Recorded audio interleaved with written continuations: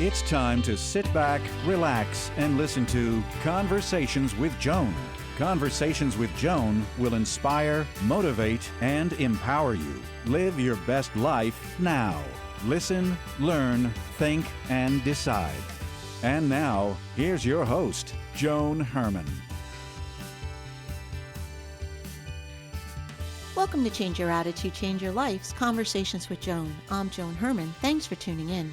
Conversations with Joan focuses on topics that are important to your life, from health and wellness to professional development to personal well-being. Change makers join me to share their insights, tips, and strategies so you can thrive and live your best life now. Thank you for taking time for yourself, and thank you for letting us be a part of your life. Now, let's start talking. After starting her own business in her 50s as a fitness entrepreneur, today's guest Liz Hilliard realized that while she was empowering other women to be strong, she wasn't living what she was preaching. Liz decided to step into the unknown and live authentically. She joins us today to share her story of how she lives with a new purpose. Liz founded the Hilliard Studio Method, an award-winning core-centric pilates-based workout program. She believes that we can be powerful at any age. Welcome, Liz. Thank you so much for joining us. Thank you, Joan. Thank you for that nice introduction. I really appreciate being here. Well, Liz, it's a pleasure to have you here because when you were in your 50s, you changed so many things about your life. You started your own business. And what was it that you were doing before that time, and what led you to want to become an entrepreneur? I was, before that time, in my late 40s, I had done a late change of career and decided to become a Pilates instructor. And when I did that, I had no notion of owning my own business. I thought I would be an instructor, have people come into my home studio. But what I found was a natural sort of feeling that I had some influence in empowering ways with women particularly. And what you find when you're personally training is you're almost in a therapy type session. And I would have all sorts of things come in. And I realized early on that the connection between the physical self and, the emotional, the mental, all of the things going on in our world are directly related. And so I realized that I had an opportunity, and I wanted to take that opportunity to empower other people, women particularly. And what that does when you have an energy exchange of not only physically helping someone accomplish something that they didn't think they could accomplish, it actually translates into other areas of their lives. And I started my business in my probably early 50s called Hilliard Studio Method. And the very first thing I did was write on my wall, be powerful, which is not about having power over, but finding that power within that releases who we really potentially can become and to work it through physically and as well as mentally and emotionally. And what I love about your story is that it illustrates that it's never too late to do something that you want to do. I started doing this work in my late 40s after raising 2 children and being married 23 years. Everything got upheaved in my life, which led to what I do today. And at that time, it was very daunting because I really thought in my late 40s that the best was behind me. And I've come to realize that I sometimes now think the best is still ahead of me. Aren't the 50s the best? I mean, they really, really are. And I love that. It's sort of like there's a freedom to, I think it's underestimated until luckily you get to be 50. And I've always said I'm so thrilled and lucky to be, now I'm 69 years old, but I'm so honored to be this old. Who knew I would live this long? And then to really come into your own, there's something about the freedom of owning your own potential and a bravery that happens, I believe, in your case too, right? I mean, to start your own show, to start your own business. Well, and it wasn't only on the business side of your life that you changed pretty much everything. You also changed personally. You had been married for 37 years and you decided to divorce your husband. What led up to that decision? Oh gosh, we've been longer than we have today, but I'll give you the cliff notes on that. I had a 37-year marriage that I just ended 5 years ago, and unbeknownst to myself, I wrote a book called "Be Powerful: Find Your Strength at Any Age." I even have a podcast called that now.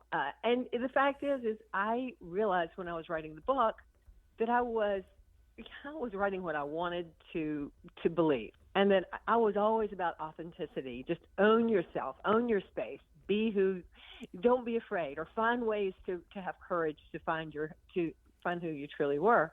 Well, unbeknownst to me, and let me backtrack one sec. I was already in a marriage that was ending.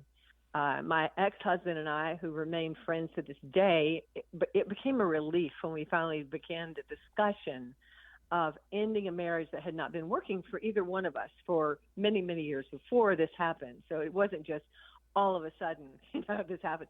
But I had been, in a friendship marriage, which is not a bad way to be married, and I think a lot of people do that. But I realized there was so much more to who I was, and I wasn't owning it. I was living in a really small way. I was sheltering under the societal norms of, this is who I should be now that I'm whatever age I was 60, early 60s. And here's what really happened. I fell in love with not another man, and definitely younger, but a woman. And there's never been a bigger shock to me in my whole life. Never. This is the biggest shock that ever happened. And so I realized immediately that I needed to go directly to therapy. Do not pass go. I mean, what is the matter with me? So I told my husband eventually, and we talked about it, and we were going through the process of divorce, and he was very supportive, because when you've been married that long, we have a respect for each other to this day, but getting back to owning my own self, realizing that I was falling in love with not only a woman or even another person. I thought that my whole identity now was Hilliard Studio Method, was empowering other people to find their own purpose and their strength, and physically and mentally. But I was finding that I was doing this for myself, and it shocked me to my core, literally. And so I was not going to act on this. I fell hard and in a very instant moment for a woman who actually is 26 years younger than me, who there's so many things wrong. She works for me, and she was my best friend. She also was helping me write that book. It really checked all the boxes of do not do. And I really kind of went through, I remember the quote from Eleanor Roosevelt, you must do the thing you must do the thing you must not do. And I confronted her, because I had to either put it to bed because it was going to ruin my business, ruin my life, ruin my family relationship. Because here I'd been this upstanding social, head of my, people knew who I was in my community, and I had an identity, and this was going to destroy that identity into lots of ashes. Right. I could lose my business. I could lose everything. I could lose my family relationships. And I thought, I cannot do this. I've got to deny it. But you can't unknow what you know. And so I went to her and I said, this is how I feel. I'm already going to tell you right up front, this is wrong. But you have to know this, and we've got to find a way to get around to either you're going to have to either not work for me, or I'm going to have to do something else, right? Anyway, it wasn't a conundrum. It was a massive shift that I'd never experienced in my whole life. So you had this identity, Liz. You had the person you believed yourself to be for your entire life up until that point. And as you described, everything was rocked. And what was it like for you being from the South and coming out, being in this relationship? You were talking about how you would lose your personal relationships, and did that end up happening? It did in some cases, but as we know, as we get older, the relationships that are true relationships do stick. People, interesting. I do live in the South. I live in Charlotte, North Carolina. I'm in the middle of the Bible Belt, and I have a real viable business. So I expected clients that are very conservative, they're just not going to accept this, come to me and say, I don't get it. I'm not even sure I can accept it, but I'll have your back on this, which blew me out of the water and was very moving to me. But at the same time, I did lose people that just simply disagreed. And of course, I accept that and bless them and let them go. as far as my family, like I said, my ex-husband was my greatest advocate, because he understood that. I mean, his very first words to me were, "I really want that for me," meaning we both had this sense that we were missing something in our marriage. I mean, we had been for so long. And so he was very supportive and is to this day. But the strain on the relationship that I had with my child and other people that have fallen out of my life, then it was there. But the beauty and the joy of owning who you are and then really getting to step out, and the people that do come to you at that point, it's magnificently higher level love and friendship than you've ever had, because once you're really going to own yourself and tell your truth, then what have you got to lose? And you were raw and exposed, and being raw and exposed is terrifying. Yeah. And it took a lot of courage. Where do you think you got the strength from? Oh, God, that's such a great question. I think when you are pushed to the point that you simply can't unknow what you know, you have a choice. You can decide, I'm going to live a half life, a shell, and I'm probably going to die, and that happens a lot maybe. I simply said at 64 years old, I'm done. I will not live this way. But not really pieces fall where they may, because I was very, very concerned about the people that I really cared about in my life, my family particularly. But I could not do it. So I thought, I will work my best way, and I have. I put the therapy in. You put your work into having the courage to own yourself, and that is not easy. That is about walking through the door of just fire all around. That it's scary, it's terrifying, but if you can walk through that door, on the other side is absolute joy within my body, within myself, within my soul. I share that now with people I know and don't know. It's just have the courage to own yourself, and your life will work. It will work. And we love who we love. We love who we love. And to me, it's more the soul of the person. I think we're all very intricate human beings on a spectrum of love and energy that can be, it can be a man or a woman, right? And I think we put a lot of pressure on ourselves to make a choice of who we are. So now I'm like, one of the greatest things is to unknow who you thought you were. And that gives you a freedom to explore more deeply and then to become better at who you are. And Liz, it doesn't matter what you think you are. So for example, I thought my identity was in a wife and mother. And that was what I spent a large portion of my early adult life being, because that's what I was groomed to believe that I was. And it's what I thought would make me happy. And then after 23 years of doing that, I had to learn who I was. And I'm still trying to figure that out. And so it's not necessarily just relationship-wise or professionally. We all have these identities of who we believe we are. And more often than not, we have to relearn what that is. We really don't know. Truly. And, the beauty of you is that you were that wife and mother and that identity was real.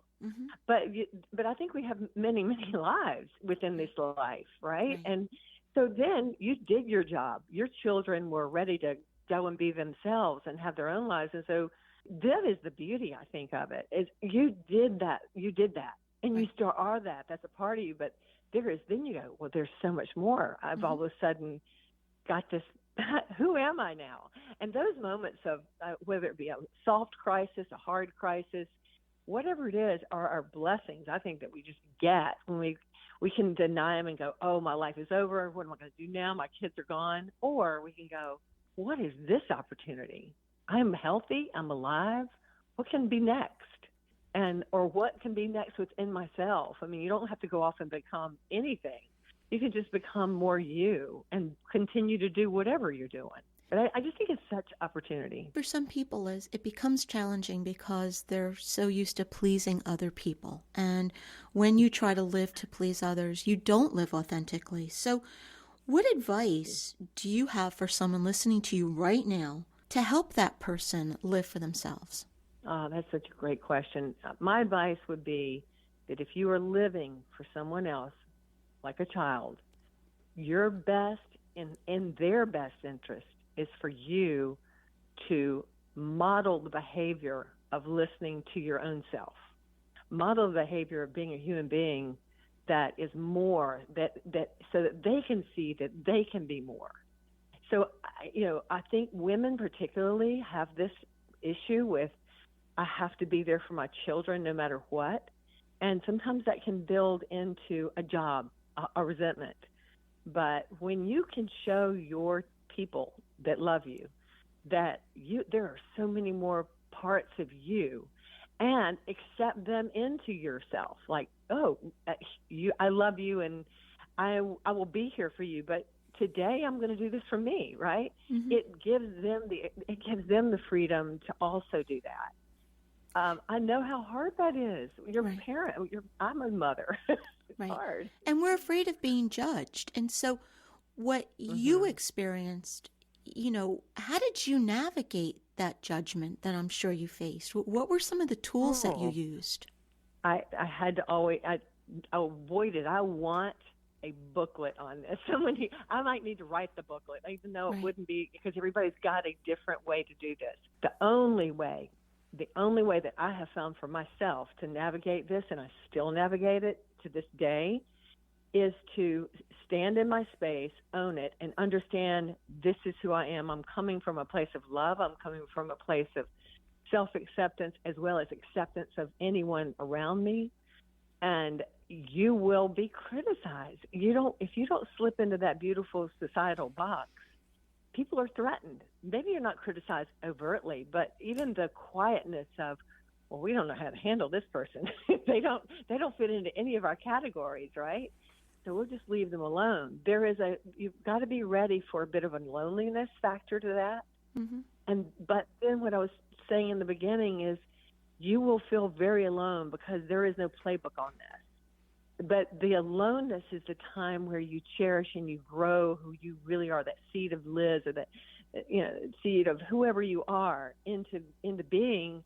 And then once you sort of start to excavate and bring that bright, beautiful self up, the people in your life that love you are drawn to you and they want to know more. And it gives them the freedom to maybe be more than they thought they could be, or to maybe even to admit to themselves that they have had feelings or these other things in their lives.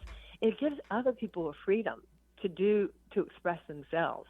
If you self-express as truly yourself. And one of the things I started to tell myself when I feel judged is that anyone who has that type of judgment or negative comments about another person, it's usually more about them, the way they're feeling about themselves, than it is about you. Yeah.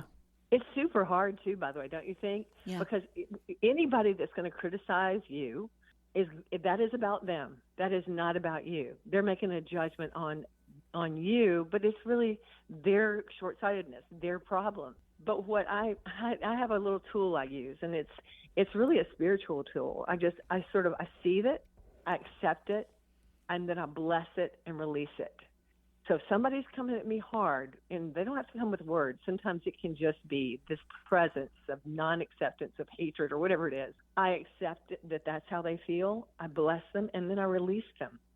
I don't not speak to them if they don't, but if I need to, I remove myself from their energy. That's too much for you to handle when you're trying to be yourself, right? Yeah. And so, Liz, what is your life like now? I mean, you sound so happy, so joy-filled. Oh, yeah. It's honestly the freedom and the joy that comes with finally owning myself and finally telling my own truth and not trying to hide behind it and trying to be small. I've always felt this smallness, but really living large is just joyful. And I'm still with my person, Lee, the person that sort of brought me into this thing, sort of awakened my soul as far as this love interest. But then I'm just joyful. I live, even when days are hard, joy is not about happy. Joy is about living in the moment, knowing that you're A-okay. There might be wind tunnels and things happening all around you, but you're A-okay. You're going to be okay. You went through some challenges, but look at how happy you are now. And if we could just hold on, there's hope. Hold on. Yeah, hold on to yourself. Just Oh, know it. Just know you can do it. And if you need get whatever help you need, therapy-wise and all those things, but hold on to yourself, because every single human, I think, walking the planet is an incredible, incredible presence. And we can do massive things that we don't even begin to know until we finally own at least where we are. And then all these things open up to us. And Liz, where can our listeners go to get more information about you and the book that you mentioned? Okay, sure. I have a studio. It's called HilliardStudioMethod.com, where we have the book there. It's also on Amazon. I have a podcast called Be Powerful with Liz and Lee. And I'm on Instagram at Liz Hilliard HSM, and all those other things like Facebook and Twitter and all those things. It's just Liz Hilliard, HILLIARD. But my studio is great. We stream all over the country and in several foreign countries as well as our workout. And then, so if you're just interested in the workout, it's fun too. Liz, thank you so much for joining us. You are such a light. I'm smiling speaking with you because your energy is contagious. So thank you for sharing your story, for being so open, and for spending this time with us. Oh, thank you, Joan. I feel the same about you. I really appreciate this time, and I really appreciate the opportunity to be with you. Thank you for joining us. I hope you found the show informative. At Change Your Attitude, Change Your Life, we believe that knowledge is power. Take what you've learned, apply it, and live your best life now. Remember that the information provided is the opinion of our guest and should never replace the advice of a professional who knows your personal situation. If you'd like more information, visit our website, cyacyl.com. That stands for Change Your Attitude, Change Your Life. While on our site, listen to past shows on demand, read the digital magazine, sign up for our mailing list, and be sure to follow the show on social media. Until next time, this is Joan Herman. Thanks for tuning in.